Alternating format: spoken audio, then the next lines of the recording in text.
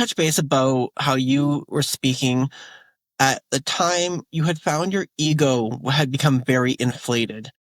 Yeah. Did you ever hit a point where maybe the ego got a little too inflated or you realized that there might be an issue with ego versus what was creating fulfillment and joy in your life? Absolutely. And that's what my entire book is about, by the way, because my whole book is basically a cautionary tale of all my embarrassing experiences and what not to do, pulling out those experiences and those lessons learned and sort of knitting it together in this book format. I realized that it was so ego and the flip side is insecurity driven.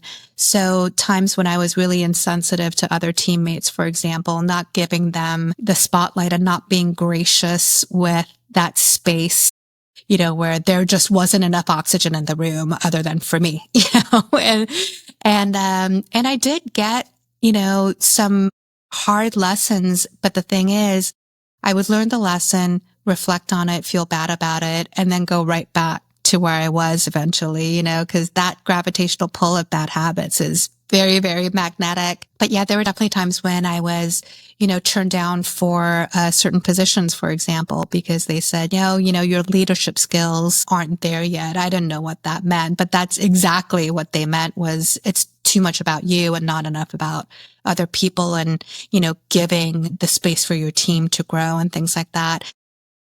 It makes a lot more sense now that I'm facing it and owning up to it and really reflecting on it more honestly.